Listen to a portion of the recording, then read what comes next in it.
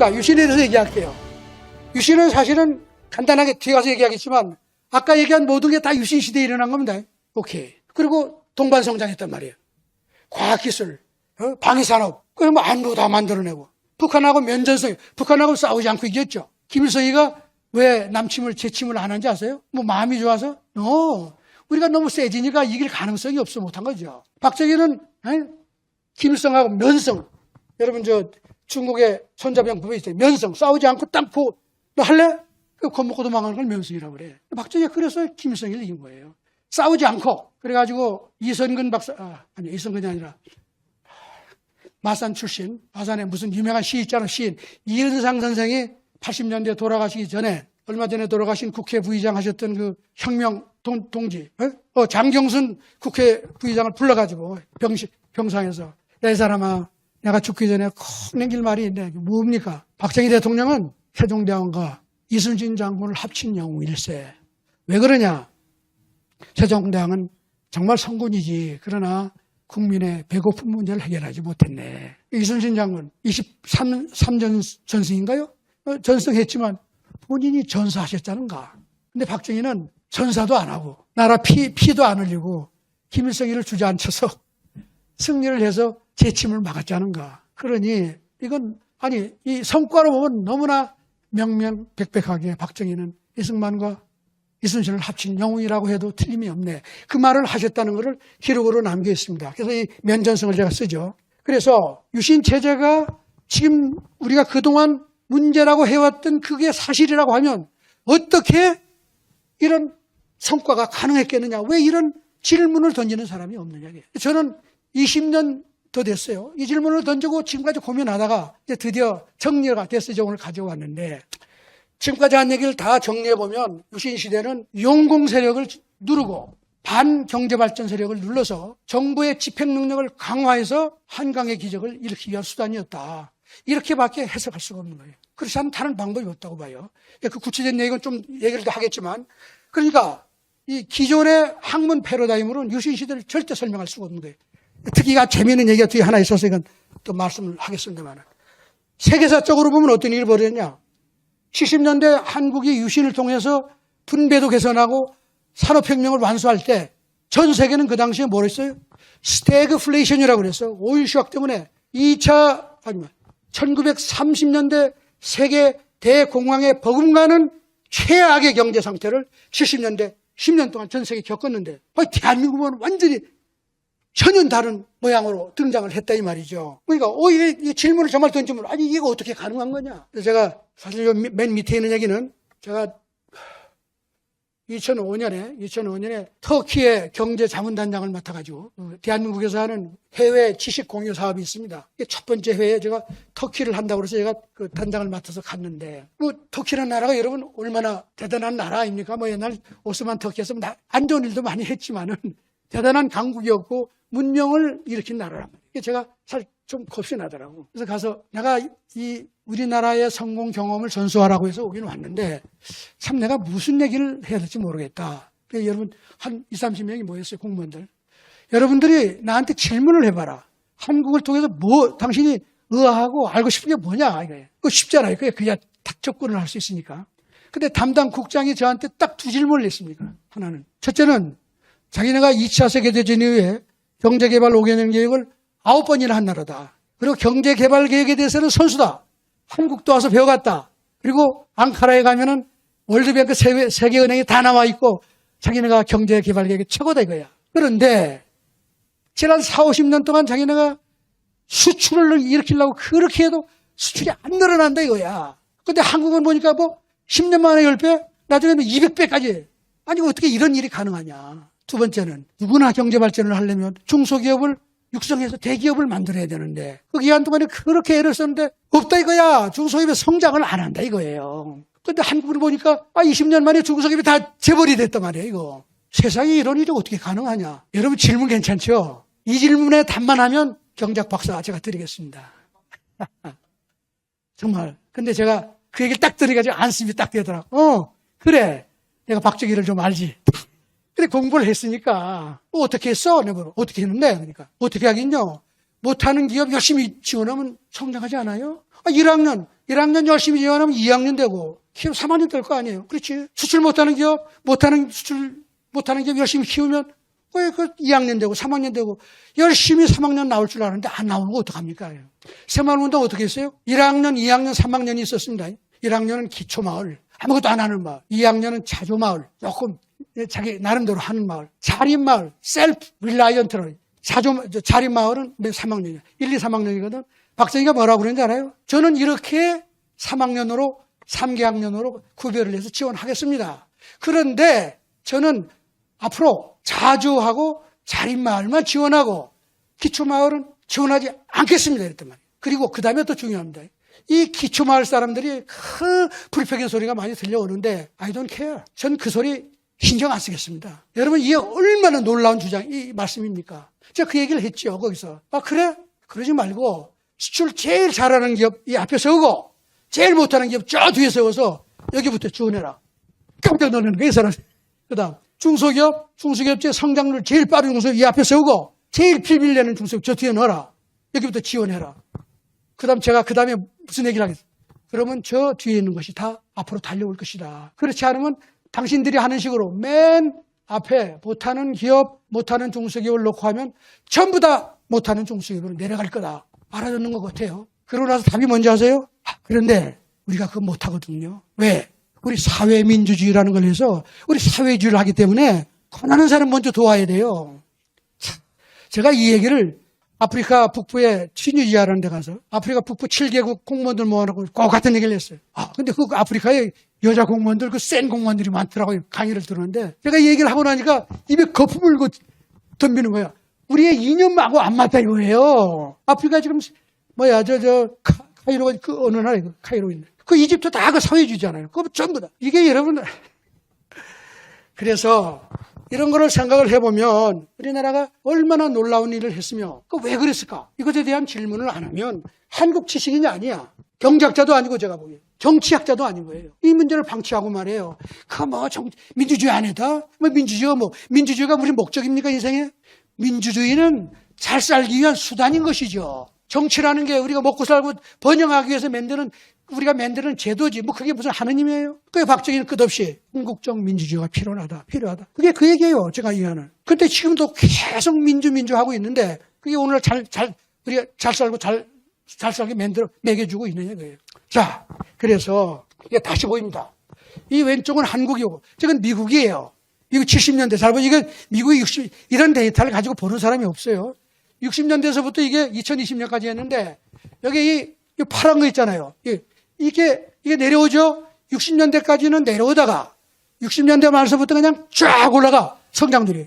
이거 언제까지? 98년까지 높이 올라갔다가 이제 조금 내려와요. 미국이 70년대 분배가 엄청나게 나빠지는 거예요. 성장률, 요 분홍색 있잖아요. 주황색. 즉 성장률인데 60년대 좀 하다가 70년대 계속 내려가. 지금도 아직 회복을 못해요. 또 하나 더 중요한 거, 저 위에 녹색 있잖아요. 저 위에 거. 미국의 상장기업 전체의 자산을 합쳐가지고 이놈의 상장기업들이 매년 어떻게 성장하느냐를 봤더니 이거 보세요. 이게 잘 나가던 기업들이 70년대로부터 다 꼬꾸라져. 그렇죠? 이게 눌렸다가 90년대 초반에 조금 좋았다가 다시 내려오는 거예요. 미국의 문제가 뭐예요? 기업이 안 되니까 들어온 거예요, 기업이. 이 데이터를 보면 과거에 비해서 미국의 기업이 성장을 못 하는 거예요. 이런 거를 보는 사람이 없는데, 제가 말씀드렸죠? 알렌 그린스팬이라는 사람이 당당하게, What is the business of American? That is business. doing business요. 와, 이게 제대로 보는 사람이구나. 제가 그런 생각을 하는 거죠. 이 위에 거는 상장기업이고, 그 다음에 그 밑에 또 연한 파란색 하나 있죠. 저거는 미국의 제조업이에요. 이것도 보면 60년대 괜찮다가 70년대 그냥 왕창 죽었다가 조금 살아나는 들한테 다 내려가는 거예요. 요즘 미국 경제의 어려움은 어디서 문제가 있냐? 기업이 성장하지 않고. 그 기업을 왜 성장하지 않았냐? 그 분배 정책을 하느라고 세금 올리고 온갖 규제하고 우리나라하고 비슷한 거예요. 그런데 우리나라 보세요. 저 70년입니다. 저 문제 있는 데가. 우리나라는 아까도 얘기했지만 70년대 중반서부터 급속도로 분배가 개선이 되면서 성장은 아까 얘기한 대로 20년, 30년 동안 계속 갔잖아요. 그게 바로 70년대예요. 그러니까 미국하고 비교하면 이건 너무 이상하잖아요. 그러면 제대로 된 경제학자라면 그 왜 그래? 전 세계가 어떻게 그렇게 어려운데 박정희는 뭘 한 거야? 이건 살펴봐야 될 일인데 아직도 그 노력을 안 하고 있다. 뭐 여러 가지 노력을 많이 했어요. 박정희 대통령이 오일을 우리가 그 오일 수학 때문에 생긴 거 아니에요. 오일 값을 싸게 들여오려고 여러 가지 개인 채널을 통해 가지고 특사를 하고 그래가지고 우리가 정말 사우디하고 해가지고 정말 그게 그 대통령이 아니면 기업들이 할 일이죠. 그런 식으로 오일도 싸게 빌려 했을 뿐만 아니라 아까 얘기한 대로 기업 육성 정책을 강력하게 함으로써 기업이 성장하면 그다음 뭐 일자리가 늘어나잖아요. 대기업이 성장하면 중소기업이 따라서 성장하잖아요. 대기업이 성장하는데 안 하는데 어떻게 중소기업이 따라 성장을 하나요? 이게 다 이게 연결이 되어 있는데 그래서 우리가 이렇게 했다. 이 시대를 우리가 버리면 안 되고 이걸 높이 평가하고 공부를 해야 된다. 그래서 보면은 그 당시에 기업을 위한 일을 이렇게 많이 했어요. 요즘 저기 가져온 거는 박정희 대통령의 기업 육성 정책을 다 가져왔어요. 유신 때 것만 아니고. 제일 첫째, 5.16 직후에 5.16의 목적이 뭐예요? 부패를 일소하고 부패. 그 두 번째가 공약일 겁니다. 그러니까 그 당시에 가장 문제가 되는 거는 소위 대기업이라고 그러지만 다 중소기업, 중견기업이지. 그 기업들이 세금을 안 내서 부패하다는 얘기가 뭐 온 세상에 모든 지식인들의 그 말하자면 이 공격의 대상이었죠. 그러니까 대한민국의 대기업, 그 당시에 대기업 총수를 12사람인가를 5.16 직후에 다 잡아가지고 감옥에 넣었단 말이에요. 그런데 용케도 이병철 회장이 탈출을 해가지고 일본으로 가서 안 들어오는 거예요. 한 달 뒤엔가 5.16 이후에 안 들어올 수 없잖아요. 또 기업을 와서 해야 되니까. 들어와서 여의도 비행장에 딱 내리니까 새까만 집차가 딱 봐서 이병철 씨를 딱 하고서 갔는데 박정희 소장을 만난 거예요. 그때 이제 이병철 씨가 한 얘기가 이병철 씨 자서전에도 많이 나오죠. 기업 없이 경제 발전 안 됩니다. 우리를 쓰세요. 우리를 감옥에 넣지 말고. 박정희가 잘 들은 거죠. 그래서 이제 안 되겠다. 이제 이 사람을 풀어야겠다고. 젊은 장교들이 다 들고 일어나서 혁명 공약에 위배되는 이런 부패한 사람들을 그럴 수 있냐. 박정희 안 돼. 풀어라 이거예요. 그래서 그 사람들을 풀으면서 조건이 뭔지 아세요? 당신들 다 경제 발전에 참여하고 돈을 벌어서 세금 갚아라. 그 과정에서 한국 경제 경제협회를 정경련 전신이죠. 이걸 만들어가지고 해외에 가서 자본을 유치하고 경제 발전에 참여하는 조건으로 석방을 했단 말이에요. 이거 놀라운 일입니다. 혁명 공약에 반하는 일까지 하면서 기업을 앞장서서 일찍감치 이 사람은 물론 이병철 씨의 얘기도 들었겠지만 이게 제대로 이해를 했던 사람일 뿐만 아니라 제가 보기엔 이분이 일본산이라고 그랬죠. 공부를 다 일본 일제시대에 했잖아요. 일본 가서도 하고 일본의 산업혁명을 다 봤잖아요. 일본의 재벌들이 성장하는 거 다 봤잖아요. 그 정도 이해 못해요? 기본적으로 큰 그림은 있었기 때문에 이병철 씨하고 이기가 투합한 거죠. 그래서 기업을 다 풀어줬다. 이건 놀라운 일입니다. 두 번째, 수출을 한다고 해나 수출을 육성하겠다고 여러 가지 에피소드가 있습니다. 처음에는 내수, 우리가 수출을 하지 않고 우리가 수입 대체 산업을 키우겠다고 했는데 산업을 키우려면 돈이 필요하잖아요. 공장을 지으려면. 순서가 뭐야? 돈을 버는 게 순서란 말이에요. 수출을 하자. 좋다. 수출하는데 아까 말한 대로 모든 수출 기업체 다 지원하고 못하는 기업 지원하면 2학년, 3학년 다 안 된다 이거지. 그래서 1964년 여러분 그전에는 온갖 이상한 물건 다 팔았잖아요. 아시죠? 저도 시골에서 이상한 거 많이 했어요. 지네도 잡고 고구마 줄기도 하고 학교에서 가져오래. 뭔지 모르는데 그게 다 해외 팔려고 그런 거지 별별 짓을 다 해서 수출을 하다 보니까 1964년에 1억 불 딱 됐단 말이에요.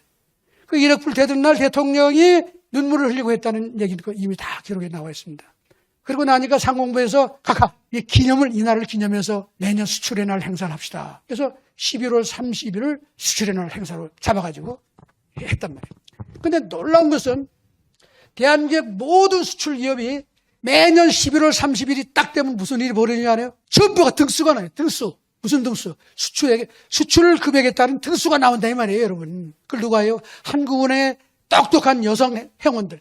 그 당시에 대한민국의 인류가는 상업 여고의 졸업생들 전부 다 한국은행에 갔는데 주산을 도사같이 노는 사람이에요. 그때는 컴퓨터도 없잖아요. 그걸 대한민국 모든 수출 기업에 그걸 합치면 1등에서부터 꼴등까지 순서가 나온다 이거죠, 여러분. 새마을운동 34,000개 등수 매기는 건 아무것도 아니야. 대한민국 전체 기업 수출 실적을 해놓고 수출이날 행사할 때 어떻게 되는지 알아요? 1등에서 10등 1로셔. 무슨 훈장. 20등에서 30등. 그 흐름에서 김우중 씨가 대우회장이 10년 동안 수출 1등을 한 거예요. 그러니까 그 기업이 빨리 성장할 수밖에 없지. 그리고 여러분, 대통령이 그 1, 2등을 골라준 거 아니에요, 결국은. 그때 이게 얼마나 중요하냐? 시장이라는 건 등수를 골라내는 거란 말이에요. 아까 얘기했죠? 그러면 금융기관은 뭐예요? 시장에서 골라내 성공한 놈을 다 받아가 돈을 더 지원한다고 그랬잖아요. 이봐라. 은행이, 그 당시에 우리나라 은행이 뭐 다 전담부 표현이 이상하지만 그런 대출 심사 기능이라는 기능이 전무한 시절이었단 말이에요. 뭐 인척관계 아는 사람, 뭐 정책 이런 다 그런 게 대부분이었지만 대통령이 등수를 매겨주니 그다음 무슨 일이 벌어져요? 행자이 그 1등부터 부를 거 아니에요. 꼴등을 가서 불러서 망해요? 1등에서부터 10등 뭐 쭉 해서 이게 다 재벌로 가는 길이 된 거예요. 성공하는 수출 기업이 은행에 대출을 많이 받고 이게 이상하나요? 이거 특혜라고 그래. 세상에 이런 특혜는 좋은 것이죠. 경제학자도 이런 얘기 하는 사람 없잖아요. 이게 왜 잘못된 거냐 이게. 다른 기업보다 더해서 수출 많이 했는데 대통령이 훈장 달아주고 아무 얘기도 안 해. 은행 보면 저거 1등이네. 은행이라는 조직은 1등하는 기업을 찾아다니는 게 본분인 거예요. 그걸 잘못해서 못하는 기업한테 돈을 주면 다 망하는 거 그게 외환위기를 가져온 첫 번째 이유가 그거거든.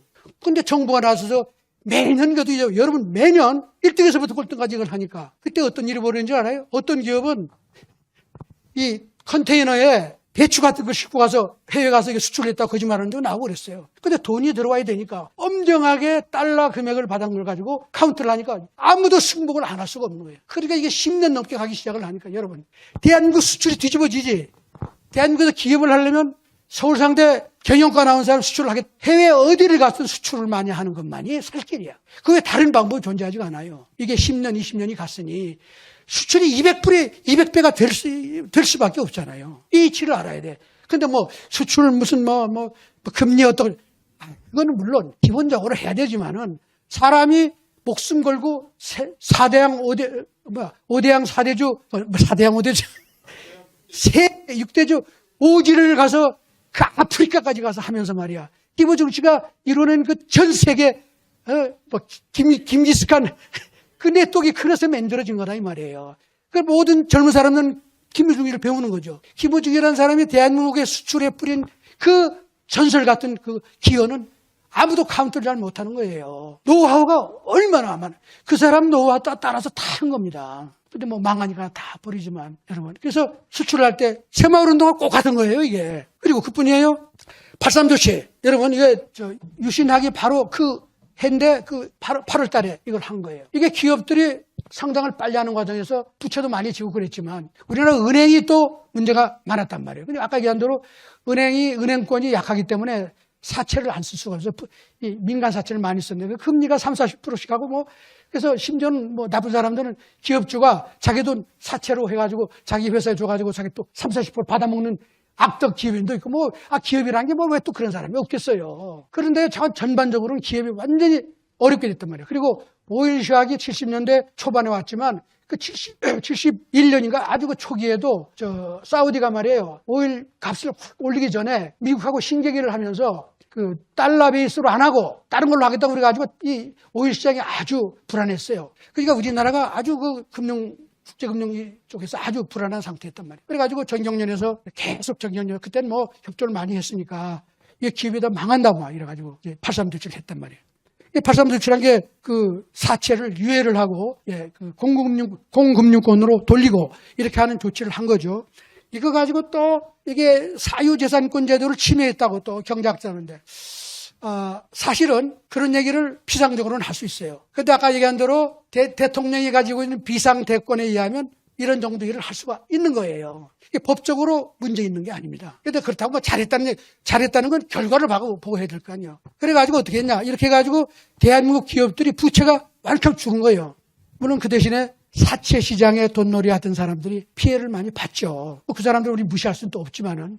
그러나 놀라운 것은 바로 그 직후에 오일 시황이 진짜로 터져서 전 세계 기업이 사달이 날 때 대한민국 기업은 독약청청한 거 아니에요. 이건 누가 사전에 알아서 한 것도 아니지만 놀랍게도 그때 구제한 그 부채 문제가 70년대 오일 시황 기간을 건너가는데 결정적인 영향을 미친 겁니다. 근데 오늘날 경제학자들 중에 일부는 그때 재벌을 키웠기 때문에 대한민국 경제가 문제라고 주장하는 사람 많아요. 심지어 저 KDI는 박사들도 뭐 아니, 상상할 수 없죠. 저는 그래서 그 당시에 83도치가 큰 기여를 했다. 그 다음에 유신 시대에 가서 이제 뒤에 가서 얘기하겠지만 기업에 대한 그 육성이 더 근데 그 개발 계획 있죠. 유신 시대의 5개년 계획, 경제 5개년 계획은 대부분 기업 육성 정책이야. 산업단지 개발하고 뭐 이렇게 하는. 그러니까 모든 포인트가 기업을 어떻게 하면은 일을 더 잘하게 하고 수출을 많이 하게 할 거냐 하는 것에 모든 게 맞춰지고, 이제 중동 진출해서 아까도 얘기했지만 1차 올시아크 극복학은 또 여러 가지 채널을 통해 가지고 애를 많이 썼고요. 그리고 이제 중화학공업 할 때, 이건 뒤에 가서 하겠습니다만은, 중화학공업 할 때는 어떻게 또 한지 알아요? 중화학공업이라는 건 엄청나게 큰 산업입니다. 자본이 엄청나게 많이 들어가기 때문에 한국 기업들은 감히 엄두를 낼 수가 없었어요. 그리고 대통령이 기획한 게 뭐냐. 중화학공업을 할 때 이 기간 산업은 세계적인 규모로 해서 앞으로 세계 경쟁력을 가져야지 되지. 우리나라 같은 조그만 나라라고 해서 조그맣게 만들어 놓으면 그 나중에 다 휴지가 된다. 국제 규모로 만들어라 했기 때문에 자본이 엄청나게 크니까 아무도 달겨들지 않는 거예요. 어떻게 했냐. 이걸 하는데 70% 정도를 가져와라. 우리가 30% 해줘. 죄송합니다. 이게 거꾸로 됐을지도 몰라요. 정부가 중화학공업 기금이라는 걸 만들어가지고 은행이나 여러 금융권에서 돈을 모아서 70%를 아마 정부가 지원했을 거예요. 30%를 가져와라. 30%인데 그게 엄청나게 많은 돈인 것이죠. 대한민국 기업 함부로 할 수가 없어요. 어떻게 됐냐? 결국 어떻게 되겠어요? 수출을 많이 해서 돈 벌어서 성장한 기업만 들어갈 수 있는 거예요. 경영을 할 줄 알고 세계 경영을 할 줄 아는 기업들이 들어가서 중화학을 하겠단 말이에요. 예를 들면 노무현 대통령 때 10대 동력산업을 키운다. 야, 그렇듯하네. 동력산업 멋있네. 야, 앞으로 잘 되겠네. 야, 중소기업 묶어서 컨소시엄 만들어라. 이런 짓은 안 했다 이거예요. 제가 왜 이 말씀을 드리냐. 제가 그런 일을 한다고 그래서 청와대 가서 그렇게 하지 말라고 그랬다가 제가 노무현 대통령한테 야단을 맞은. 대놓고 그렇게 해서 안 되는 거예요. 좋은 산업이라고 해서 아무나 하는 거 아니고 대한민국에서 제일 강한 기업이 해도 될까 말까 한데 어떻게 그런 발상을 하시오. 전 이게 박정희한테 배운 거죠. 그래가지고 수출해서 돈 번 기업이 다시 또 뽑혀서 중화학공업을 할 수밖에 없는 거예요. 30%라는 자기 자금을 가지고 오려면 이거는 아무나 할 수가 없어요. 이거를 특혜라고 하면 또 안 되는 것이죠. 엄정하게 법 앞에 평등을 통해서 너 30% 가질 수 있어? 가져올 수 있어? 오케이. 그럼 정부가 70% 해준다. 중소기업들이 컨소시엄 하려면 할 수도 있지만 그렇게 해서 될 수 있는 일은 아니었다 이거죠. 그래가지고 강한 기업이 살아남고 더 열심히 하면 또 기회가 오고 이러다 보니까 대한민국은 중소기업이 20년 만에 세계적인 기업이 된 거예요. 이걸 뭐라고 그래야 돼요? 대한민국은 세계에서 제일 중소기업 육성 정책을 잘한 나라였다 이거예요. 재벌을 키운 나라가 아니라 따로 중소기업을 잘 육성했기 때문에 대기업이 된 거다 이 말이에요. 그렇잖아요? 그래서 내가 터키 가서 한 얘기가 그거예요. 이거 뭐죠? 중소기업 잘하는 중소기업을 키워서 대기업을 만들어야지 되지.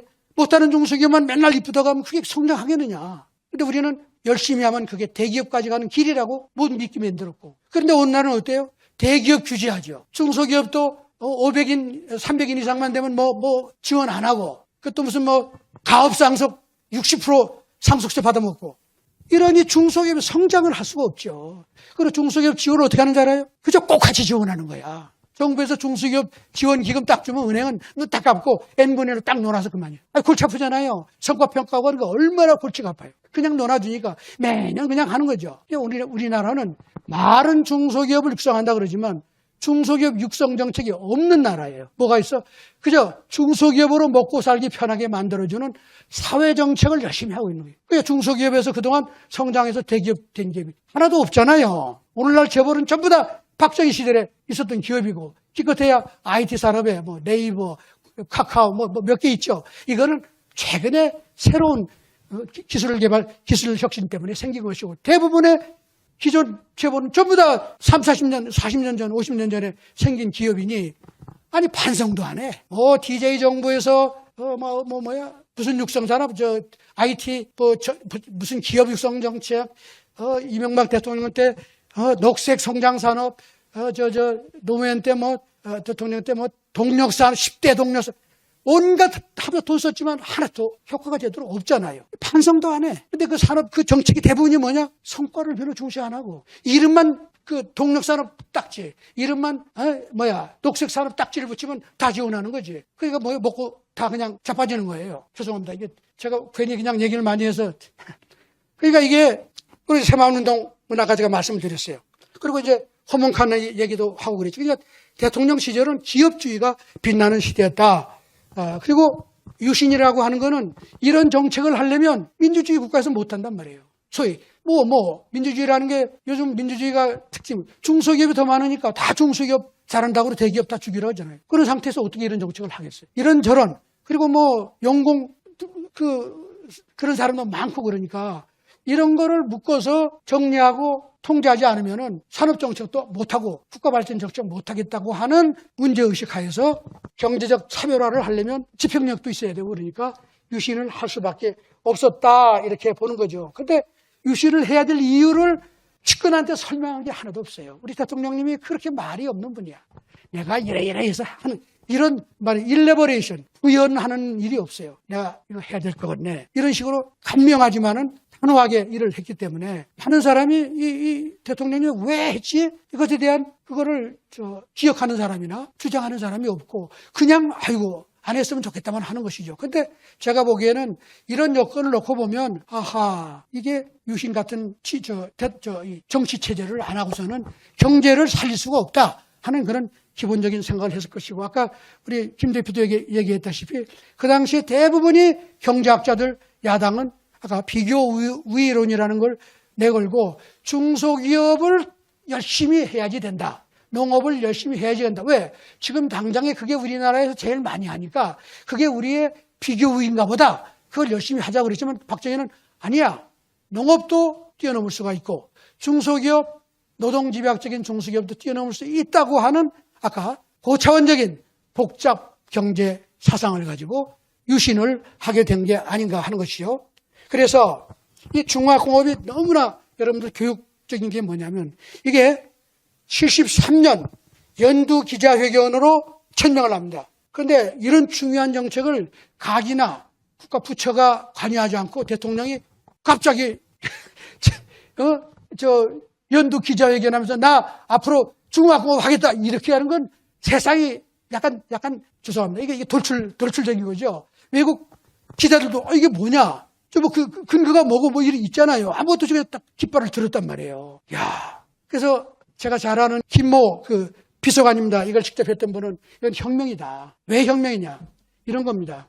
73년에 이걸 발표할 때는 대한민국이 어떤 상황이었냐? 경제 계획이 말이죠. 71년에 10억 불을 했어요, 우리가. 그때부터 시작해서 81년에 53억 불 하는 거를 10개년 장기 계획으로 이미 정부의 계획으로 해서 대통령까지 다 결제해서 우리나라의 갈 길을 정해놨어요. 잘 들으세요. 앞으로 10년 뒤에는 2081년이 되면은 우리가 53억 불 하겠구나. 약간 중진국 초입 갈까? 이런 정도로 생각을 했단 말이에요. 근데 박정희 대통령이 갑자기 말이에요. 73년 1월에 81년에 200억 불을 하겠다고 그래버렸단 말이에요. 이게 53억 불이 200억 불이 된 겁니다. 그리고 실제로는 77년에 100억 불 달성하고 말이에요. 이거 영 말이 안 되잖아요. 이걸 아무도 이해를 못 해요. 근데 저는 이해를 합니다. 이 53억 불과 200억 불이라고 하는 목표와 이 성과의 차이는 뭘 의미하느냐. 기존 경제학적인 사고, 비교 우위론을 기초로 하는 균형 경제학을 기초로 하면 53억 불은 아주 합리적인 계산이야. 뭐야? 이는 마차를 10개 만들다가 53억 개를 만들다고 그런 거죠. 마차 경제에서 마차를 더 만들겠다고 하는 얘기를 국가정책으로 내걸어 놓은 거야. 박정희는 그거 아니야. 나는 마차에서 최소한도 자동차까지는 갈 거거든. 그러니까 그게 200억 불은 되는 거야, 그게. 이렇게 내걸은 거예요. 이 복잡성 과학의 그 사고방식이 들어가지 않고는 이 발상을 할 수가 없는 거예요. 그리고 그걸 성공을 했단 말이에요. 너무나 놀라워요. 이건 진짜로 정치혁명에 못지않는 한국의 경제혁명이고 이게 세계 경제학계가 다 배워야 될 일이고 저는 많이 배웠습니다. 충분히 이해는 못하지만. 그래서 한강의 기적이라는 거는 1000년이 자본주의 역사를 집약한 거예요. 60년대 수출주도 상인 자본이죠. 수출, 딱 상인이 머천트라는 거예요. 수출하는 사람. 이 10년 동안을 뭐와 같으냐. 상인이 나라였던 베니스가 1000년 동안 상인의 나라로서 세계 최강 경제를 했단 말이에요. 언제까지?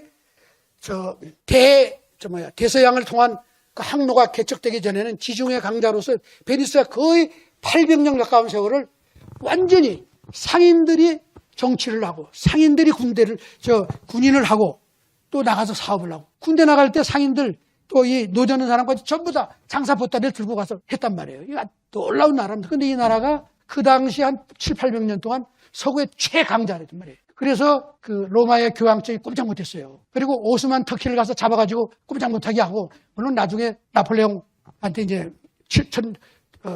1789년 혁명 바로 직후인가 플란스 혁명 망했지만은 그 기간 동안에 그 상인 정신의 그 나라가 우리의 60년대 수출, 중소기업, 노동집약적인 중소기업 중심의 수출주도 성장이 딱 맞는 10년이다. 그래 10년 만에 7, 800년 동안에 베니스가 한 일을 다 한 거예요. 그 베니스가 나중에 네덜란드까지 갔고 영국까지 간 겁니다. 상인의 전통이면 상인 경제의 전통이. 영국이 원래 상인의 나라로 출발을 한 나라예요.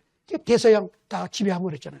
그리고 70년대 중화공업은 뭐가 같으냐? 그 이후에 산업혁명이라고 하는 그 새로운 변화가 들어왔는데 1800년대부터 시작을 해서 영국, 미국, 독일, 다음에 일본까지 갔죠. 이 근 한 200년의 역사를 딱 10년 만에 한 거예요. 중화공업을 육성해가지고 전 세계에서 우리나라만큼 지금 기간 산업을 전부 다 갖추고 있는 나라가 없단 말이에요. 미국, 영국도 뭐 지금 사실은 우리나라만큼 전체 산업 세트를 딱 가지고 이런 그 공업 세트를 가지고 있는 나라가 없단 말이에요. 이게 저는 200년 산업혁명을 10년 안에 했다 해도 과언이 아닌 겁니다. 그러니까 유신시대가 그만큼 중요하고 박정희 18년이라는 게 전 세계 자본주의 발전사에서 놀라운 집약적인 결과를 만들어낸 이 성과인데 이게 기적이 아니냐 이게. 기적이라는 건 다른 사람이 설명할 수 없는 걸 기적이라고 그러죠. 그런 의미에서 진정한 기적이다. 근데 저는 여러분 설명하는 거 같지 않아요? 두고 봅시다. 그래서 한강의 기적을 지금까지는 경제학에서는 60년대 수출주도 성장 이걸 가지고 수출을 하면 된다. 수출주도로 가면 된다. 수출주도하면 그냥 중소기업 노동집약적인 중소기업 상업 잘하는 나라가 될 뿐이지 공업 기간산업 그런 거 안 생겨요. 그렇기 때문에 우리나라의 경제발전 전략을 수출주도는 물론이지만 중화공업이라고 하는 새로운 혁명을 통해서 새로운 산업구조, 마차를 만들던 경제가 자동차 경제로 도약하는 일을 했기 때문에 오늘날 대한민국이 가능했다 이렇게 봐야 되는 것이죠. 자, 이제 이렇게 되면 정리를 하겠습니다. 대한민국의 건국사상을 어떻게 볼 수 있느냐. 박정희의 적극적인 중앙집권적인 정부의 역할 이거 무시하면 안 된다. 여긴 유신까지 포함된다고 봐야 돼요. 경제발전을 위해서는 필요하면 해야 되는 거다. 민주주의가 가지고 있는 결정장애라고 하는 그 독특한 그 취약점을 개선하지 않고는 제가 말하는 경제적인 차별화, 자주하는 사람을 키워서 자주하는 정신을 만들어내는 이 전략을 쓸 수가 없다. 오늘날 민주주의는 아무도 이걸 할 수가 없습니다. 지금 전 세계 민주주의가 어려운 이유는 평등 때문이에요. 같이 나눠 먹어야 되고 더 나가면 약자가 먼저 대접을 받아야 된다는 것 때문에 지금 전 세계가 이러고 있는데 그거를 극복하지 않고는 대한민국도 갈 길이 없어요. 그러니까 여기에 바로 박정희의 유신까지 포함이 됐다. 그러니까 그 다음에 기업은 멋있다. 기업이 성장하지 않고는 안 되는 거단 말이에요. 그리고 물론 이승만 대통령이 건국하신 시장경제 질서라고 하는 이 기본틀을 절대 없으면 안 된다. 반공해야 된다 이거예요. 그래서 민주주의 정치체제로 따지면 대한민국은 반공민주주의를 통해 가지고 정부, 기업, 시장이 모두 다 스스로 돕고 노력하는 국민을 앞장세우는 이 정책과 그 원리를 가지고서 국가를 이렇게 세운 거다. 이게 한국의 건국 이념이라고 해도 틀리지 않다. 여러분 동의하시면 박수 좀 치세요. 그리고 이게 더 나가면 이게 자본주의 발전의 기본적인 원리다 이거예요. 어느 나라든 이걸 제대로 아는 나라는 발전하지 못했다. 지금 미국, 영국, 일본, 독일 과거 다 그 나라를 가서 옛날 그 시대를 가서 뜯어서 보면 이거 다 있었다 이거지. 아시겠어요? 어느 나라는 선진국들이 산업혁명할 때 그 민주주의가 다 엉망진창인 민주주의 아니에요. 중앙정부가 다 멋대로 하고 노예무역하고 인권이라는 게 없고 말이에요. 그거 다 그 산업혁명할 때 다 그 짓 했거든. 노동자 착취하고 말이야 이제 와서 딴소리 하지만은 우리는 그렇게까지는 안 했잖아요. 신사적으로 했잖아요. 여러분 유신 때 사람을 그냥 함부로 막 감옥에 집어넣었다는 얘기를 많이 해요. 제가 고민되지 않았는데 연구를 하는데 사실을 파악해야 될 거 아니야. 이래 그 관련된 자료를 다 해봤더니 1000몇 개, 1000여 개, 1010개, 1000여 개 정도가 돼요. 용공으로 해가지고 사건에 이제 감옥에 들어간 사람들이. 근데 그게 이제 정권이 바뀌니까 전부 다 뭐예요? 이제 재심을 신청했잖아요. 그 재심을 신청했는데 그 중에 0.01%가 재심으로 뒤집혔어요. 이게 무슨 얘기냐? 용공은 용공이었더라 이런 얘기지. 거기에 절차상의 문제가 있어서 몇 개가 뒤집혔지만 그거를 부정할 수가 없다 이거죠. 여러분. 그러니까 박정희라는 사람이 그렇게 무지막지한 사람은 아니었다 이런 말씀이에요. 제대로 했는데 단지 헌법에 주어진 비상대권을 행사하고 나라를 번영시키기 위해서 했을 뿐인데 그게 그렇게 욕을 먹어야 될 이유인지는 잘 모르겠다. 그건 우리 학자나 뜻 있는 사람들이 또 고민을 해봐야 되겠고 제가 뭐라고 얘기할지는 다 아시겠죠? 안 해도 다. 이게 보편적인 국가발전 원리라서 이게 오늘날 선진국들이 다 배워야 돼요. 미국에서 지금 가난한 자들이 예를 들면 캘리포니아 같은 데서는 흑인이 마켓에 가서 100불 정도 가져나온 건 아무도 처벌하지 말라고 아주 주에서 그냥 선언을 했잖아요. 그러니 난 너도나도 흑인들은 가서 그 흑인들이 뭐 제대로 가서 100불 가져나오면 그러면 여기 가서 저기 가서 하면 1년 내내 아무것도 안 하고 먹고 살 거 아니에요. 이런 일이 캘리포니아가 지금 벌어지고 있는 겁니다. Do it yourself N이라고 하는 미국 최고의 자조자립 국가가 오늘날 저렇게 되고 있단 말이에요. 다른 나라도 다 마찬가지야. 유럽의 사회민주주의라는 거 다 알잖아요. 그냥 나눠 먹고 다 경제력이 다 취약하고 그러니까 우리가 그동안 약간 이상한 길로 들어섰지만 우리가 부각이 된 겁니다. 박정희 시대 50 이때 했던 그 강력한 바탕이 좀 있어서 그게 오늘날까지 온 거죠. 아까 경제가 여러 가지 계속 나빠지고 있지만 다른 나라들은 미국, 유럽의 선진국들은 더 우리보다도 일찍 내리막길을 달린 거죠. 근데 이제 우리는 금방 선진국 되자마자 이제 더 빠른 속도로 지금 내려갈 가능성을 배제하지 못해요. 왜냐하면 우리 더 빨라요. 올라온 것도 빨랐지만 좀 걱정이죠. 그래서 한국의 건국사상은 세계의 보편적인 국가 발전 원리고 이거를 대한민국은 다시 재조명해야 된다. 그래서 아까 얘기한 대로 박정희 시대는 시장 기업 정부가 혼연일체가 되어 경제적 차별화 발전 원리를 실천해서 산업혁명과 근대 국가 건설의 원리를 재현했다.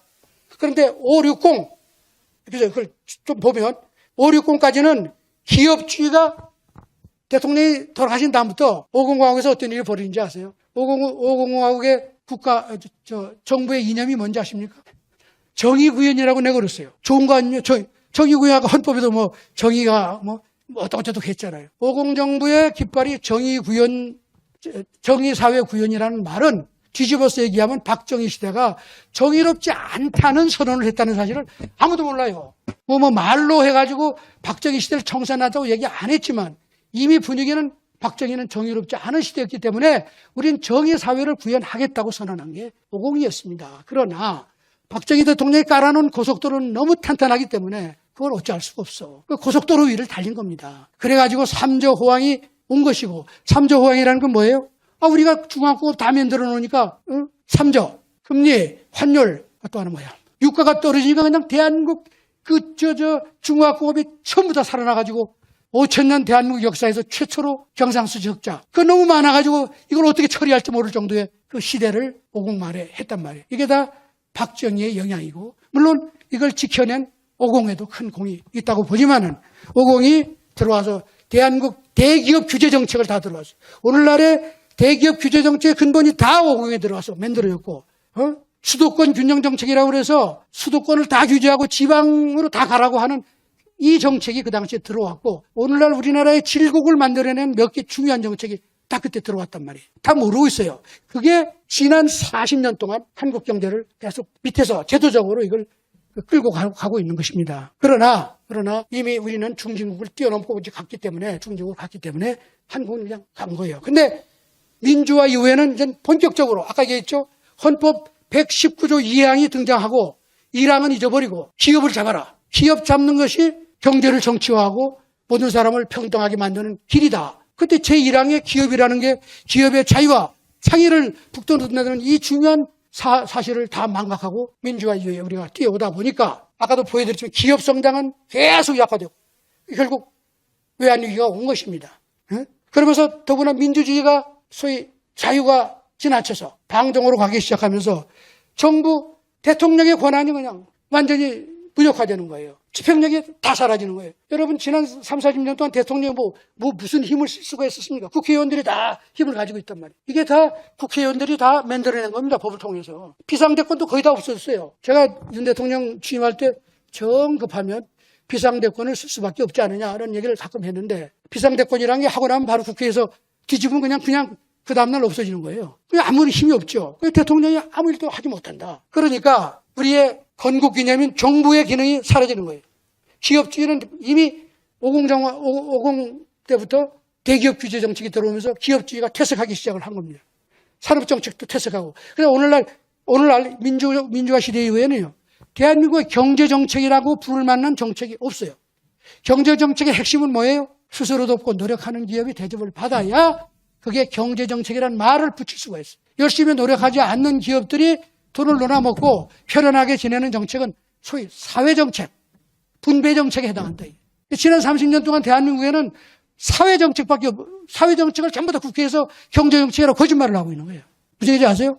그렇게 하면서 그게 젊은이들 일자리를 만든다고 말이야. 일자리는 기업이 성장하고 새로운 분야로 진출하고 새로운 창조적인 기업들이 생겨야지 일자리가 늘어나는 거고 규제를 풀어서 기업들이 외국에서부터 들어오고 국내 재투자를 더 해야지 일자리가 늘어나는데 이거는 규제를 많이 해서 기업들이 해외 투자를 많이 하게 하고 들어오는 기업 막고 이러면서 일자리 늘린다? 이거는 말이 안 되는 거예요. 정말로 이 국민들이 좀 이걸 깨달았으면 좋겠어요. 그래서 시장 자유가 완전히 퇴조하는 거예요. 기업주의가 완전히 퇴조하고 경제사회가 완전히 모든 문제가 정치로 다 해결하려고. 자조와 수월성이라는 게 이거 얘기하면 바보야. 나 같은 사람은 정말 또라이죠. 야, 뭐 무슨 자조? 국가가 다 먹여 살려야지 무슨 소리야 이거 아니에요. 수월성? 야, 학교에 가서 얘기하면 나보고 뭐라 그래요. 왜 그 장학금 다 없애냐? 장학금 줘야지 대학에서도 말이야. 우리 일등에서 우두상도 주고 중고등학교에서도 마찬가지고 이래서 선양을 해야지 학생들이 공부할 거 아니에요. 이 시대가 다른 시대인 줄 모르십니까? 그렇게 얘기를 합니다. 평등주의, 하향 평준화가 지속된 거죠. 그러면서 이승만 박정희의 반공민주주의가 용공민주주의로 완전히 전환됐다고 저는 주장합니다. 오늘날 대한민국 민주주의는 용공, 사회민주주의보다도 저는 더 위험하다고 봐요. 지금 북한은 여전하죠. 공산주의. 중국도 자기네가 어떻게 성공한지는 모르는 거예요. 제가 얘기했죠. 기업, 자본주의 사상 이게 들어갔어야 된 건데 이걸 다 뒤바꿔서 어디로 가요? 거꾸로 지금 공산주의도 하겠다는 거 아니에요. 이런 상황에서 이 두 나라에 둘러싸인 대한민국이 어떻게 해야 돼요? 아니 용공을 해요? 서구는요. 그런 문제가 없습니다. 우크라이나 저것만 막으면 공산주의가 들어갈 길이 없으니 사회민주주의 해도 나라가 완전히 망하지 않습니다. 지난 2차 세계대전 이후에 유럽이 사회민주주의를 하고도 그냥 버텨온 거는 선진국에다가 공산주의를 막을 수 있는 힘이 좀 있으니까 한 거지. 우리는 지금 바로 아시잖아요. 대한민국에 간첩이 얼마나 들어왔는지도 모르겠고 저 사람들 하는 걸 보면 지금 국내 민주주의 정치가 용공화되고 있는 건 물론이고 주위에 이제 버티고 있는 나라들이 전부 다 공산주의 살아남은 유일하게 세계에서 말이야. 이런 나라들이 있는데 우리가 서구식 사회민주주의하면 어떠냐.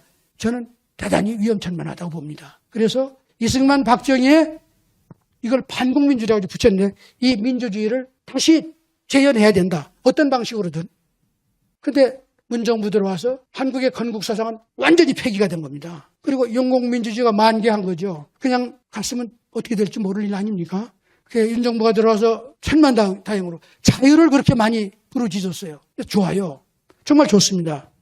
그런데 자유를 부르짖으면 그걸로 끝나느냐 이거예요. 이승만 대통령이 자유를 부르짖지 않았습니까? 이승만 대통령만큼 자유를 잘 알고 국제정치를 잘 알고 그렇게 유능한 세계 최고의 지성 이런 사람이 대한민국에 어디가 있어요. 그런데 그 대통령이 뭐라고 그랬어요? 이 평등 이것 때문에 골치 아프다 이거야. 이거 어떡할까 이거 모르겠다고 그랬잖아요. 그런데 오늘날 어떻게 됐어요? 박정희의 자조는 다 죽고 온 나라가 평등을 지금 깃발을 내걸고 있는데 이거 어떻게 풀어야 되느냐. 저는 대통령서부터 정부가 결정적으로 이 문제에 대한 대처를 해야 된다고 봐요. 이거 안 하면 다시 넘어갑니다. 국민은 지금 저는 50% 이상이라고 봐요. 평등을 주장하는 사람이. 다 평등을 원하지. 뭐냐 그러면 나눠 먹자는 거 아니에요. 너가 열심히 해야 될 거 아니냐. 근데 이제 네가 열심히 해야 될 거 아니냐 할 때 우리가 정치인들처럼 얘기하면 안 돼요. 그 얘기가 제가 하는 얘기가 신뢰성이 있으려면 그 방법을 제공을 해야 되는 거예요. 방법이 뭐예요? 기업이 더 만들어줘야죠. 남의 걸 뺏지 말고 자조해서 살라고 그러려면 자조할 수 있는 기회를 줘야 되는데 저는 그게 기업의 자유를 줘서 더 많은 기업이 만들어지고 삼성과 같은 기업이 대한민국에 20개가 만들어지도록 해라. 그러면 이 문제가 해결되잖아요. 근데 그 얘기는 안 하고 정부는 말이에요. 무슨 있는 거를 나눠 먹는 식으로만 계속 하는데 이건 대단히 잘못된 것이다. 경제 규모를 키우자는 의미뿐만 아니라 이 문제를 풀기 위해서는 더 많은 기회를 줘야 된단 말이에요. 정부가 뭐 나눠줄 수는 없지만 그 기회의 방법이라는 거는 기업이 좋은 일자리를 만들어가지고 우리나라 훌륭한 인재를 많이 채용해서 분배도 개선하고 국가도 발전하는 이렇게 얘기를 해야 되는데 정치하는 사람들은 기업은 다 죽이겠다고 그러면서 잘 들으세요. 잘 나가는 기업 다 발목 묶겠다고 그러면서 이게 젊은 사람들을 위한 길이다. 이건 정말 너무 답답해요. 잘 모르겠어요. 참. 그래서 자유만으로는 더불어 성장하는 이 사회를 이승만 대통령이 고민했던 사회를 박정희처럼 만들 수가 없으니 정부가 어떤 식으로든 집행력을 강화하고 자유시장주의를 회복하고 기업주의를 우선 회복해야 된다. 기업을 앞장세워야 돼요. 이번에 뭐 여러 가지 우크라이나 때문에 생기는 문제 있잖아요. 이 문제는 이게 서플라이 샥이라고 부릅니다. 디맨드 샥이 아니라. 이거는 중앙은행이 풀 수가 없어요. 중앙은행은 디맨드 샥을 관리하는 데는 통화를 줄여서 할 수 있지만 서플라이가 잘 안 돼가서 기업들이 지금 망하는데 그걸 뭐 어떻게 그렇게 그때 중앙은행이 금리를 올리면 기업을 다 죽이는 거죠. 이게 옛날에 미국에서 70년대 여기 아까 보셨죠. 엄청나게 경제가 어려울 때 인플레가 높고 말이에요. 근데 그 당시에 볼커라고 하는 FRB 의장을 그 사람을 시켜가지고 그 사람이 금리를 중앙은행 할인 금리를 20%까지 올렸단 말이에요. 그러니까 그 당시에 잘 보도가 안 됐지만 미국의 중소 중견기업이 그냥 떼거리로 다 쓰러지고 이랬단 말이에요. 오늘날 미국 경제가 어려운 이유 중에 하나가 그 당시에 금리를 너무 높여서 경제를 죽였기 때문에 그런 거예요. 근데 이제 많은 사람들은 경제학자들 매크로 하는 사람들은 근데 인플레를 잡기 위해서는 그렇게밖에 할 수 없다. 그렇지 않아요. 그때도 원인이 뭐예요? 오일샥이잖아요. 오일샥이면 어떻게 풀어야 돼요? 오일을 잡아야 될 거 아니에요. 이 멀쩡한 기업을 잡아. 서플라이가 잘못됐으면 거길 가서 정부가 그래서 대통령이 사우디에 가가지고 야 임마 너 이럴 거야? 우리 군대 가서 군대라는 애 끌고 가겠다. 이렇게 해서 오일 정책을 바꾸게 하는 것이 국가가 할 일이죠. 최강의 경제가 할 일이지. 그거는 그냥 놔두고 국민들은 오일값 올라가서 죽겠는데 물가 올라오고 죽겠는데 중앙은행은 금리를 쳐 올리니까 경제가 다 10년 동안 망한 거란 말이에요. 그래서 요번에 이 사건이 터지니까 세계 중앙은행이 다 그걸 본받으려고 그런 거예요. 모든 중앙은행이 금리부터 올린다. 금리부터 올릴 게 아니라 전 세계가 유엔에 모여가지고 푸틴하고 우크라이나 이 세계도 잡자. 전 세계 망하게 한단 말이에요. 근본적인 원인이 어디 있냐? 여기에 문제가 있지 않냐? 미국이 거기에 천착해서 이 문제를 풀어내야 되는 것이지. 뭐 그거 어렵다? 다 어렵죠. 세상에 뭐 어렵지 않은 일이 어디 있어요. 그러면 금리 올릴 필요가 없잖아요. 이게 공급 측면의 샥은 기업을 통해서 오는 거기 때문에 해결책도 말이에요. 사실은 기업이 먼저 나서 찾아야 돼요. 대통령이 나가서 한다고 삼성 이재용 씨가 나가는 것보다 윤 대통령이 나가는 게 더 그런 일을 잘할 것 같아요. 어때요? 이재용 회장을 비롯해서 전경련의 회장단을 다 끌고서 당신 뭐라 그래? 당신들 해외로 나가라고. 이게 다 당신들 문제 아니냐? 당신들 기업을 하기 위해서는 당신이 이 문제를 풀어야 하는데 나는 노력하겠지만 이 국제정치라서 어렵다. 개인 사적인 네트워크를 통해서라도 이 문제 풀어라 말이에요. 이렇게 해서 이 사람들 전쟁터에 끌고 와서 해서 이 문제를 풀겠다고 나가야 전 일이 된다고 봐요. 대통령이 혼자 가서 됩니까 이거? 그리고 다른 나라에 대해서도 이렇게 하면 기업 다 죽는다. 전 세계가 다 힘드니 결국 문제의 원인은 어디에 있냐? 푸틴한테 있단 말이에요. 저는 원하는 게 뭐냐? 전쟁부터 우선 멈추자 말이에요. 이게 무슨 국가 자존심 문제가 아니잖아요. 이렇게 해서 국제정치 문제도 풀고 이렇게 하면서 이 경제는 제가 말씀드렸지만 우리가 왜 국가를 만들고 왜 유엔을 만들어요? 먹고 살고 잘 살라고 그런 거지. 이게 무슨 목적은 아니잖아요. 뭐 민주주의도 마찬가지고. 민주주의도 우리가 선택할 수 있는 거예요. 우리 경제 발전에 도움되는 민주주의가 뭔지 우리가 안 되면 그걸 선택해서 해야지. 뭐 꼭 자유민주주의만 최고예요? 자유민주주의에서 잘 되는 나라 많지 않잖아요. 여기 뭐가 잘못됐나? 뭘 수정하느냐? 이건 우리가 할 일이라고. 창의적으로. 마찬가지로 전 세계가 나서가지고 이 근본 원인을 가서 때리고 망치로 때리고 이렇게 푸는 일을 했으면 좋겠는데 물론 그렇다고 쉽게 풀리지는 않겠지만 그렇지 않아요? 그래서 협상을 하고 말이에요. 그래서 오일값 올리지 마라. 이렇게 해서 해내면 그럼 세계가 갈 거 아니겠어요? 이런 노력을 해야 되는데 바로 그런 노력을 박정희 대통령이 열심히 했더라 이것이요. 대한민국 기업, 이때도 대한민국 기업들을 앞장세우고 자기는 여러 가지 네트워크를 통해 가지고 뭐 특사 보내고 오일에 중동에 특사 많이 보냈어요. 오일 거기서 뭐 좋은 많이 도와줬죠. 싼 값으로. 이런 노력을 국가 CEO가 해야 되는 게 아니냐. 이제 이런 겁니다. 그래서 스스로 돕는 자를 돕는 이 경제적 차별화 관리를 정책적으로 실천하겠다. 자력 경성하는 자주국민을 나는 우대하겠다. 국민 여러분, 앉아서 국가라는 게 아무런 부가가치 창출 능력도 없고 왼쪽 호주머니에서 오른쪽 호주머니를 옮기는 나눠주는 것밖에 못하는 이 조직인데 여러분들이 일어나서 해야 될 게 아니냐.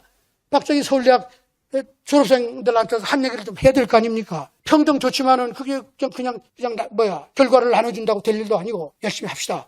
뭐 이런 얘기를 하면서 중요한 거는 오늘날 이 문제가 다 선진국끼리 부딪힌 함정이에요. 우리도 선진국 되기 전에 이미 우리는 그 함정에 들어가 있는데 이젠 더 심하게 될 겁니다. 이 깃발을 선진국 함정에서 벗어나자. 이 깃발을 선진국 함정이란 뭐냐? 이란하고 정부한테 의존해서 먹고 살겠다는 걸 선진국 함정이라고 합니다. 우리가 그동안 그렇게 안 했어요? 얘기 좀 해보세요. 우리가 이제 벗어나야 되지 않겠습니까? 절절하게 사실을 얘기하고 이걸 가지고 국민들과 같이 손을 맞잡고 해야 될 거 아니냐. 아까 말씀드린 대로 이 취해 환경이 너무 요즘 어렵다. 중국이라고 불러야겠죠. 북한. 이게 어떻게 여기서 우리가 지금처럼 문재인 정부처럼 용공을 해가지고 살 수가 있겠느냐. 그래서 건국 사상을 다시 배우시고 힘을 좀 얻어서 잘 좀 해주시기 바랍니다. 하는 얘기입니다. 네, 감사합니다. 오늘 여러분 너무 잘 오셨습니다. 저희 그 좌승희 교수님의 인생 강연을 들으신 것 같습니다. 큰 박수 부탁드리겠습니다. 예, 오늘 여러분들께서는 지금 3시간 반, 3시간 반 정말 기염을 토해 주셨는데요. 듣는 저희는 3시간 반 동안 듣지만, 좌승희 교수님께서는 사실 이 강연을 위해서 인생을 정리해 주신 게 아닌가. 인생의 경험을, 또 그러니까 학자로서의 모든 경험을 오늘의 강연을 위해서 정리해 주신 게 아닌가 이런 생각이 들었습니다. 다시 한번 큰 박수 부탁드리겠습니다. 오늘 좌승희 교수님께서 그 서울대학교 경제학과 졸업하셨고 또 서울대 교수도 하셨는데요. 정말 오랜만에 학교 오셨죠? 오랜만에 왔어요. 오랜만에 왔죠. 제가 석사까지 했습니다. 석사. 근데 놀랍죠? 제가 서울대학교 석사 논문이 신고전파 경제학. 여러분, 경제학의 그 기본 패러다임입니다.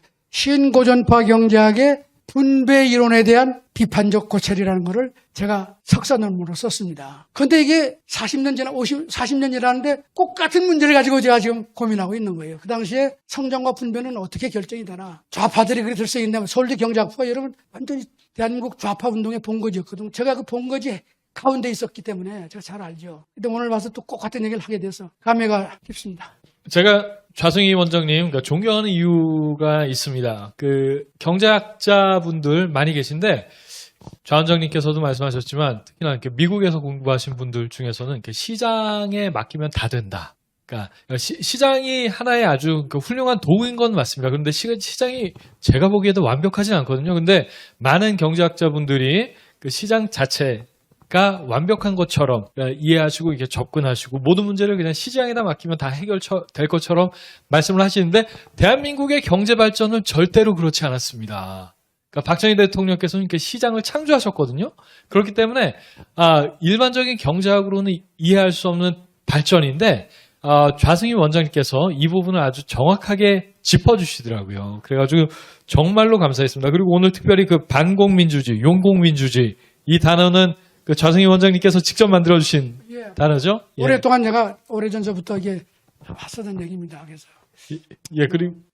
그리고 슈페트에 관한 내용도 사실은 여러분들 이렇게 찾아보셨는지 모르겠지만 오늘처럼 이렇게 정리해 주시는 분이 없습니다. 슈페터에 대해서도 사회주의자들이 자기들의 이론을 지지하는 방향으로 이 사람은 사회주의자다라고 인용하는 경우가 많아요. 근데 오늘 좌승희 원장님께서 그 부분에 대해서도 아주 정확하게 정리를 해주셨고, 이 점에 대해서는 스웨덴 같은 데서 제일 먼저 사회민주주의를 시작을 했는데 그걸 슈페터식 사회민주주의라고 이렇게 다 하고 있지만 그 슈페터 책에 나와 있는 이 노조를 어떻게 제어하느냐 그냥 한 거죠. 뭐 별로 성과가 없잖아요. 예. 예. 아이고 저희가 시간이 많이 돼가지고 질문 하나만 선생님 하나만 받겠습니다. 편 선생님. 자유와 경제 우리나라 자유와 경제가 중요하다. 그렇죠. 근데 중요한데 문제는 우리나라 경제 대통령님에 대해서 박정희 대통령에 대해서도 좋은 얘기를 많이 합니다. 새로운 관점에서 얘기를 하는데 저는 경제학자로서 why, 왜를 그리고 어떻게 라는 거를 얘기 못하면 그거는 그냥 선언에 불과하죠. 우리가 쓸 수 있는 그 처방이 안 돼요. 그래서 그걸 좀 한 건데 지금 말씀하신 그거는 뭐 너무나 중요한 거죠. 자유와 시장을 버리면 안 되죠. 그러나 그걸 버리지 않는다고 다 되느냐 하면은 그게 아니기 때문에 또 뭘 더 해야 되는지를 또 고민해야 되는 거고 제가 오늘 그 차원의 얘기를 한 겁니다. 예. 예. 예, 박수 한번 부탁드리겠습니다. 네, 그리고 오늘 해주신 말씀 중에 중요한 것 중에 하나가 새마을이 마을 하나하나가 기업이었다. 예, 요 부분도 아주 중요한 지적이셨던 것 같고요. 그리고 또 오늘 백성엽 장군님 말씀, 박정희 대통령 왜 살려줬냐, 한번 살려달라, 아주 진중하게 한마디 하셨던 게 백성엽 장군님의 마음을 울려서. 제가 그 질문에서 백성엽 장군님이 조금 이러다, 글쎄, 그 말씀하니까 그냥 내가, 그러시죠? 이렇게 말이 나왔다 이거야. 그래요. 왜 그렇게, 영어로, 자연스럽게, 영어로 스폰테니어스하게, 그럽시다. 이렇게 해서. 그렇다면 이미 박정희에 대한 생각들이 그런 방향으로 돼 있었던 게 아닐까. 그렇게 제가 해석을 해보는 거죠. 예. 예, 이 이야기는 어디서 듣지 못할 얘기를 정말 이렇게 해주신 것 같습니다. 그리고 아까 전에 자조론 말씀해 주셨는데 이게 사뮤엘 스마일스. 사뮤엘 스마일스라고요? 예, 사뮤엘 스마일스였었고. 예, 그럼 제가 이제 마무리 하도록 하겠는데요. 아까 전에 박정희 대통령께서 교회 다니셨다 이런 얘기를 하셨는데, 자조 정신을 성경에서 배우시지 않으셨을까? 예, 요것도 사실은 좌승희 원장님께서 처음 해주신 말씀이십니다. 그런데 박정희 대통령께서 주일학교 선생님들 앞에 모임에서 말씀하신 게 있어요. 혹시 아시나요? 아셔야 됩니다. 주일학교 선생님들이 있는 자리에 가셔가지고 이렇게 말씀하셨어요. 나도 어렸을 때부터 교회 다녔던 사람입니다. 그리고 여러분들처럼 학생들을 가르쳤습니다. 나같이 불행한 학생이 나오지 않도록 여러분들께서 아이들 잘 가르치십시오. 이 말씀을 하셨어요. 근데 왜 이런 말씀을 하셨을지 저는 사실 이해를 못했습니다. 나중에 하나의 단초를 알게 됐습니다. 이재복이라고 혹시 아시나요? 이재복 아시나요? 이재복. 박정희 대통령께서 남로당 가입하실 때 실험 보증한 사람입니다. 예, 이재복이라는 사람이 근데 목사였어요. 목사, 남로당 군사 총책이었는데 목사였습니다. 좌파 목사였던 겁니다. 그래서 사회주의의 경도는 목사였거든요. 그러니까 잘못된 복음에 빠지는 게 정말로 위험합니다. 박정희 대통령께서도 그렇게 고생을 하셨던 거예요. 오늘 저는 믿습니다. 저희 툴스 포럼 오늘 모임 마셨는데 진실과 거짓의 전쟁은 대한민국의 숙명입니다. 이 싸움에서 승리하는 것이 대한민국의 사명이라고 생각합니다. 대한민국은 혁명적 사회주의라는 거짓된 공산주의 사상과 싸워 이겨서 생존할 수 있었던 나라예요. 그리고 오늘 말씀하신 것처럼 자조정신 말씀하셨죠. 이 자조정신이 뭐냐? 사회민주주의, 복지국가가 얘기하는 게 뭐예요? 그냥 복지정책 하면은 나라가 다 좋아질 것처럼 얘기하지만 아니죠. 자기 스스로를 도우려고 하지 않으면 시스템이 아무리 좋아도 나라가 발전할 수 없는 겁니다. 그걸 우리가 지난 40년 동안 유럽이 보여줬죠? 근데 그 문제점을 정확하게, 간명하게 지적하신 게 바로 자조정신이에요. 복지제도에서 말씀하셨는데. 예, 이걸로 하시죠. 그러니까 이거 정말 조심해야 될 게요. 사람은 확인하고 싶잖아요. 모든 사람이 그 확인을 하기 위해서 인생을 사는 겁니다. 근데 누구 와서, 오케이, 너야, 넌 영원히 그거야. 그러면 그게 더 잘 할 수 있을 것 같지만, 결과적으로 그게 그 사람을 주저앉게 만드는 결과를 가져올 수 있기 때문에 참 조심해야 된다. 그래서 요즘 안심소득이니 무슨 다 좋아요. 이게 걱정이 되는 게 그런 소득 제도를 막 경제학자들이 수학을 놓고 이렇게 하잖아요. 지키기가 어려운 겁니다. 단순해야 돼요. 국가가 이렇게 임팩트 있게 일을 실천하려면 원칙에 맞지만 아주 단순한 기준을 가지고 해야 돼요. 예를 들면 대학 들어갈 때 이상한 이 무슨 생활기록 미국이나 이런 데서 한다고 다 데려왔지만 하나도 안 되잖아요. 간단하게 그냥 시험 보고 딱 끝내는 거예요. 그러면 모든 사람이 승복해야 되는 거예요. 이게 더 중요합니다. 좋은 제도를 가져와도 나라 문화와 환경에 따라 안 되는 경우가 많아요. 우리가 이론을 이렇게 해서 바꾸면 된다 그러는데 복잡하게 해놓으면 다 도망갈 구멍 만들어내고 또 운영하는 사람들 이용해 먹고 이러면서 그것도 어렵다고. 간단하게 뭐냐 하면 이제 구체적으로 지금 말씀을 못 드리지만 우리 새마을 운동한 것처럼만 해라. 좀 살펴봐라 뭐 했는지. 그렇죠. 그리고 얼마든지 예를 들면 대학 입시 우리 때는 다 한 번에 다 했잖아요. 물론 한 번에 하기보단 1년에 한 3번쯤 보게 해준다든가 단순한 방법으로 인력을 평가해서 이렇게 해주면 되는데 머리를 굴리고 이렇게 해서 다 행복한 제도를 만든다고 그러는데 그거 다 실패하는 경우가 대부분이다. 왜? 시장이라는 엄청나게 여기 많이 드는 장치입니다. 이게 이걸 너무 간과하면 안 돼요. 예. 예, 감사합니다. 그 진실과 거짓의 전쟁, 대한민국의 숙명입니다. 이 싸움 싸워 이기는 게 대한민국 사명입니다. 여기 계신 모든 분들이 같이 싸우시는 거예요. 오늘 저기 좌승희 교수님 그 명강의 다시 한번 큰 박수 부탁드리겠습니다. 그럼 오늘 강연 이것으로 마치겠습니다.